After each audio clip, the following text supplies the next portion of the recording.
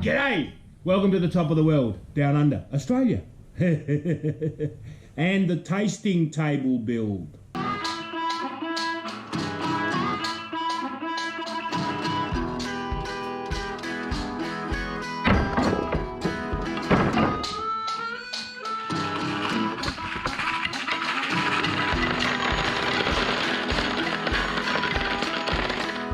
We're going to do a table today, just a quick tasting table.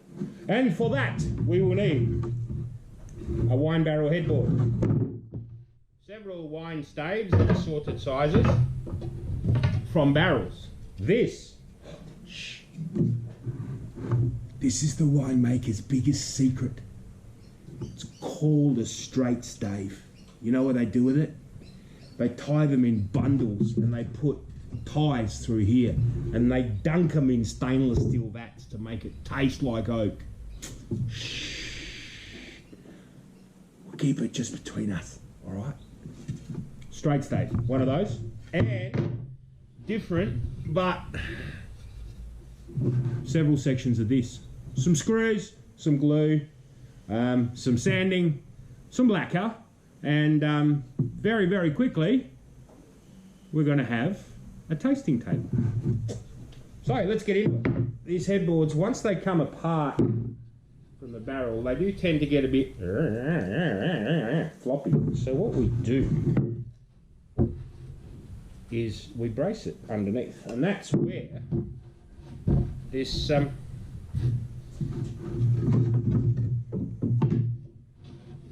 straight stave comes in, because it's wine related and it also happens to be very flat and very thin, and oak, which is just as strong as anything else.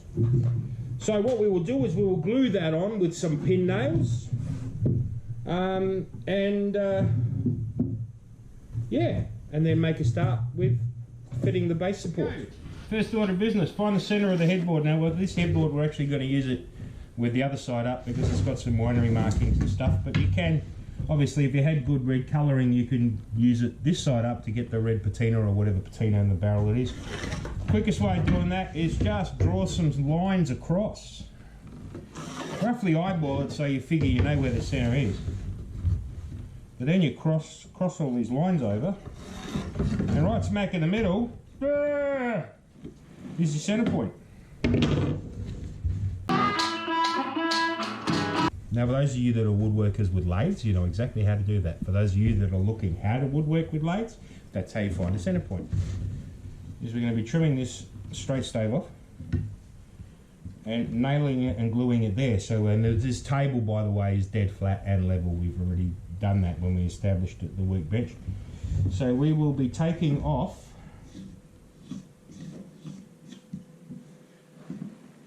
that and that there. Make dead sure that if you're storing them long term, keep them out of the sun, because these sun isn't UV protected. In Australia, where the sun can rip colour out of paint like you would not believe. Those of you who have got an ozone layer, you're a little luckier than we are. We have one, it's better, but so we are consciously aware of the fact that ultraviolet paint is ultraviolet light screws paint up. Keep it face down, stored down, flat, and use ultraviolet proof lacquers and such, clear fills and this sort of stuff.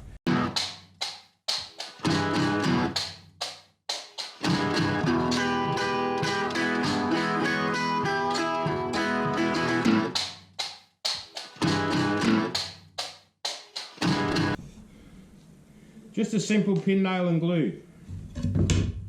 Find out which side looks better. That looks more rustic. Bit of glue on this side.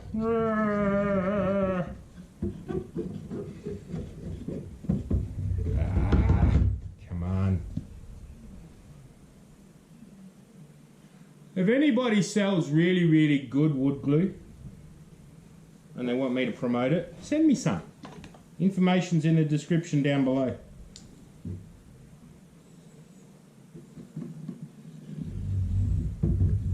I'll give it a go. Not going to promise that I'm going to give it a great review.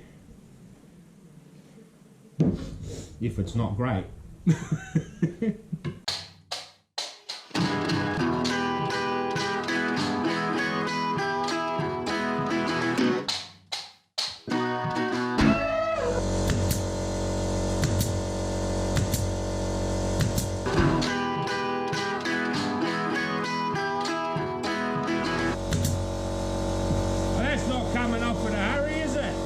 This came from the McLaren Vale winery. I'll put a link for this winery in the description below as well. I purchased these barrels directly from the winemakers, and I must say also, if you're watching this and you are a winemaker and you'd rather not see your precious wine barrels end up into simple flower pots, even though I can do those, but I do them better,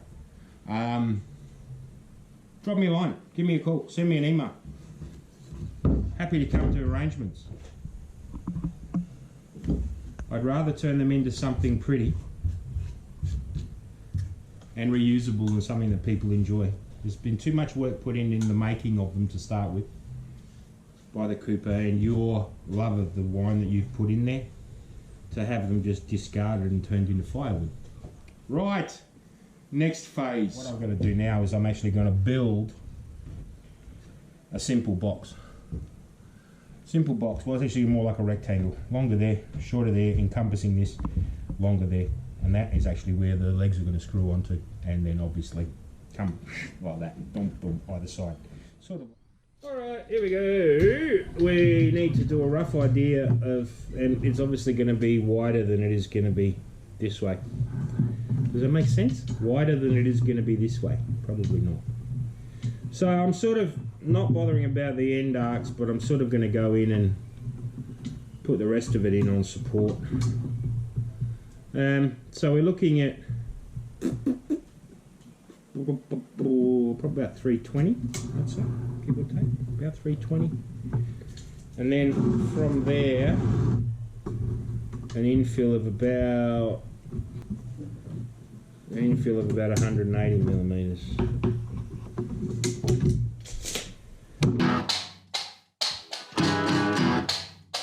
This piece of timber,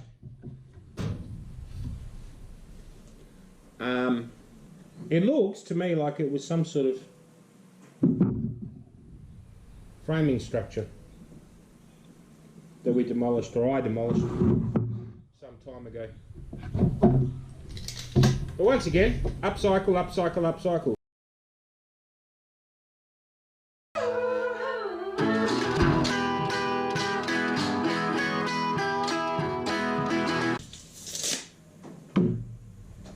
Just double check that's right. 320. 320. 180. Ha-ha! Winner! Chicken dinner. Winner, winner, chicken dinner. See, there's another Australian colloquialism, or is that? We pinch that one from the Americans. I don't know. We all share and share alike, don't we? Pro tip. All of a sudden I've got a drop saw bench.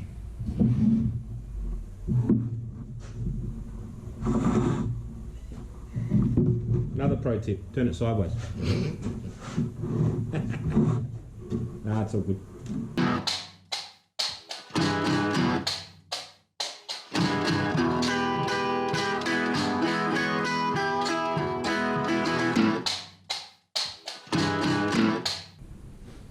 Next step, blow sawdust at the camera.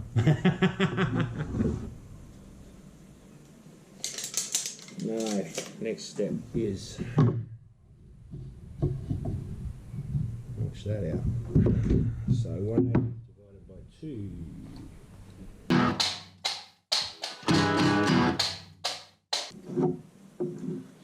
So that's that one.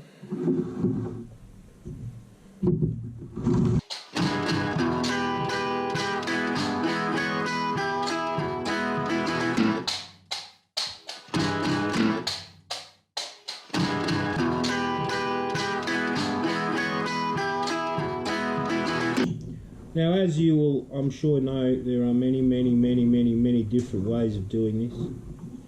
You could router it. You could cut it with a handsaw. You could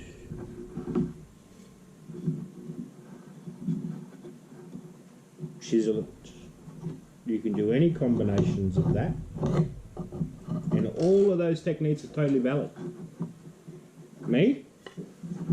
I prefer bandsaws. So, that's what I'm going to do. In a second. I am going to head back over to my trusty old baby bandsaw.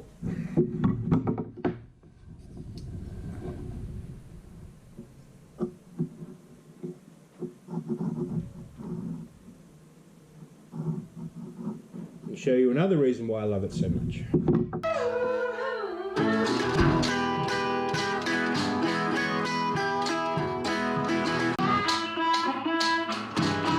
That's another tip for those of you who are just starting out in timber working or woodworking.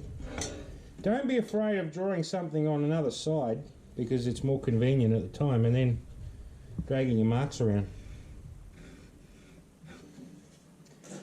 Somebody told me once there is no right way or wrong way to do anything, there's just your way.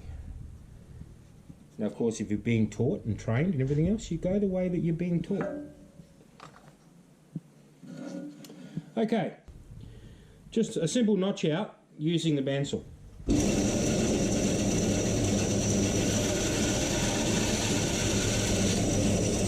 Take your end point. Two options.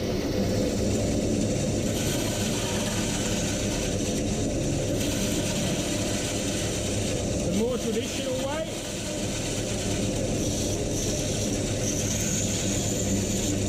which is in effect utilising your bandsaw as a plane and a chisel, or like this.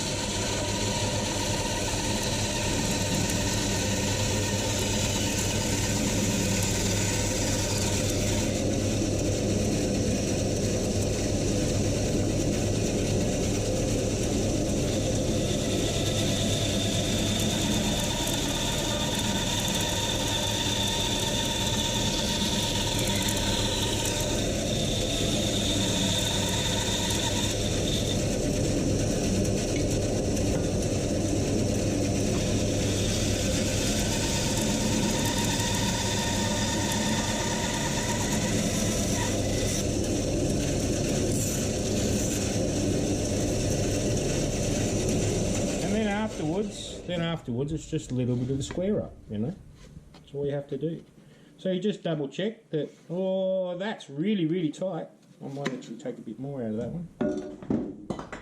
That's the one I prepared earlier that's now on my foot. But you'll be happy to know that Nate's insistence of me wearing steel cap boots while I'm in the workshop has paid off. See, that one's good. That one's very good. This one needs a bit more. And you can see that because I actually came in under. Always try and come in under your lines in this situation, because if you go too far and you need a tight fit, you might as well throw it away and in your scrap bin and make another one.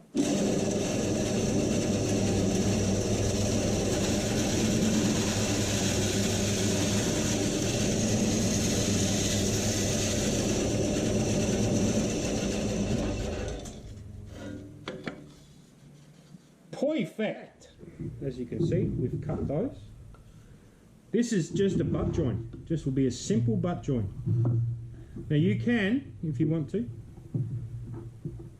I mean, use anything you want. You know, use what you guys in America call a Craig jig, or what we call. You can use a biscuit joint. You can use a wafer joint. You can use. If you really want to make dovetails, go for your life. Make dovetails. Me? Nah. Not so much. I am simply going to notch the ends.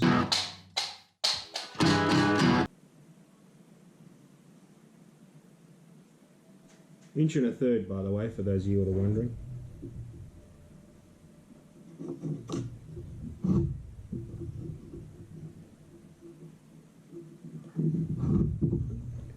Or in the old school, 35 millimeters.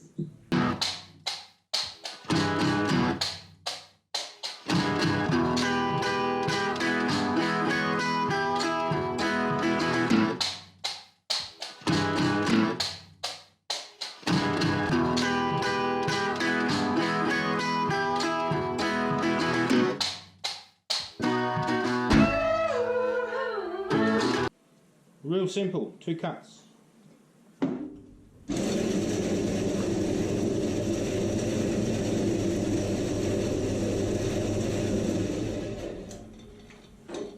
This is why I love this bandsaw.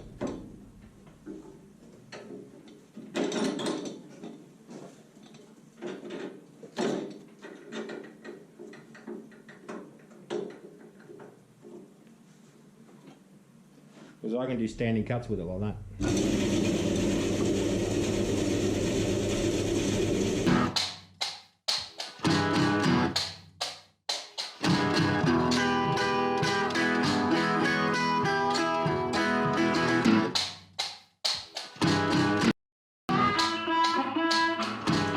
One thing I will say though,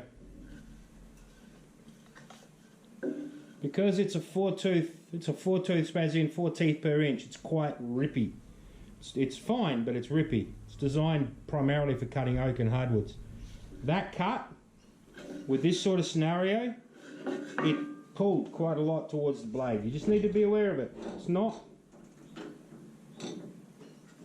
not dangerous, per se, if you're aware of it. And if it skips out of your hands, let it go.